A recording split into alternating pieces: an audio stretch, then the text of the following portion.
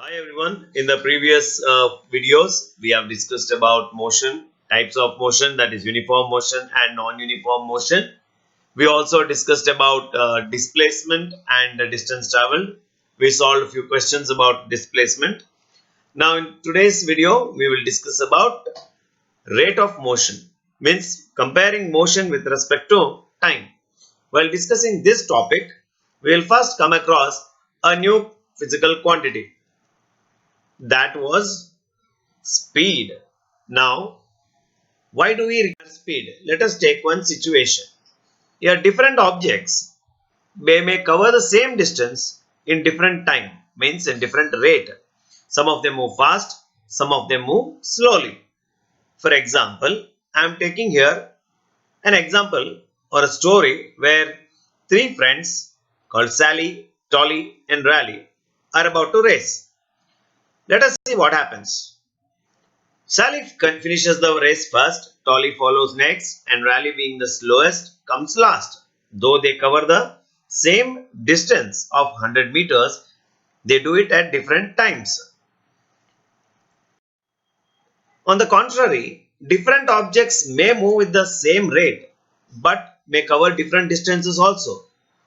Example, here a chef is rolling a dough. Let us assume he is doing it about 90 km per hour, but he moves only few inches. Suppose a cricketer is bowling a spin ball. He might be doing it with the same fast rate, but he will be doing it for a few feet.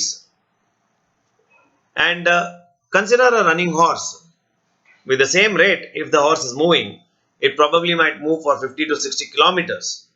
So these objects, though they are moving at the same rate, they are moving different distances. So to understand this better, we need a new physical quantity and we will call it as speed. See, one of the ways of measuring the rate of motion of an object is to find out how much distance it is traveling in unit time. Here, unit time means either 1 second or 1 minute or 1 hour. Depending upon the situation, we will use any one unit of time. So, this quantity is referred as speed, and its international system unit is meter per second. We call it as SI unit, Sistema International. This is approved by all the scientists throughout the world. We write it as ms to the power minus 1 or meter divided by second.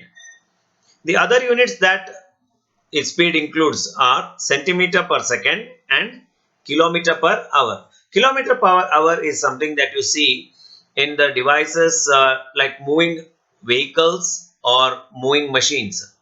And you might have seen a circular device with some ratings on it.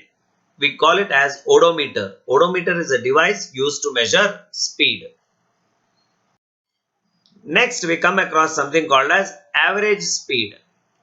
Why do we require average speed? See, the speed of an object does not remain always constant. In most cases, objects will be moving in non-uniform motion. Imagine a person running in a park. He might not be running throughout the park with the same speed or the same rate. When he comes across obstacles, he may run slowly. When he finds a clear path, he may at that time run little fast. So it is not always uniform. Therefore, we describe the rate of motion of objects in terms of average speed.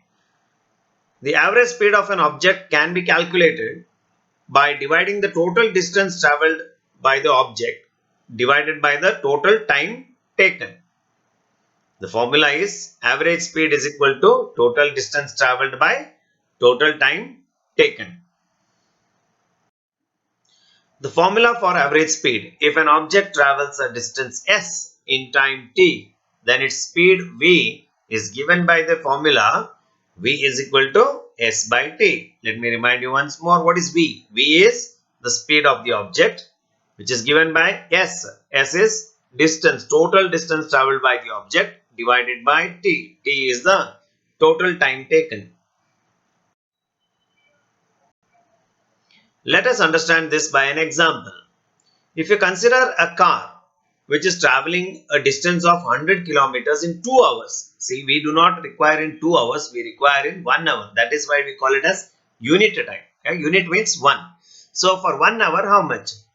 Easily calculations can be done and you can find out that it is 50 kilometers in 1 hour. How did you get that? 100 kilometers divided by 2 hours. When you simplify, you get 50 kilometer per hour. And in this case, the car might have moved a little bit faster sometimes, slower sometimes. It doesn't matter. How we find out the average speed is, we take into consideration the total distance divided by total time taken. So if we consider a body which is traveling with distance s1 in time interval t1, s2 in time interval t2, s3 in time interval t3 and so on, like sn in time interval tn. Then the average speed of the object is given by